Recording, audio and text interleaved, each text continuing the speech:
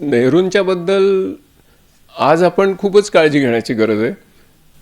याचं कारण नेहरूंचं जे म्हणजे नेहरू प्रणित विकासाचं जे मॉडेल आहे, प्रतिमान आहे, ते काही फक्त आर्थिक विकासाचं प्रतिमान नाही आहे. नेहरूंचा एक लार्ज असा सिव्हिलायझेशनल ट्रान्सफॉर्मेटिव्ह प्रोजेक्ट होता. तो एक विलक्षण असा सांस्कृतिक परिवर्तनाचा एक मोठा प्रकल्प नेहरूंच्या समोर होता आणि त्या दृष्टीने त्या प्रतिमानाकडे आपण बघितलं पाहिजे. आणि त्या प्रतिमानाची जी समर्पकता आहे, त्याची जी प्रासंगिकता आहे, ती आजपर्यंत का टिकून राहिली आहे, असा ज्यावेळी प्रश्न उपस्थित होतो त्यावेळेला मग नेहरूंच्या व्यक्तिमत्वामध्ये थोडंसं शिरावं लागतं.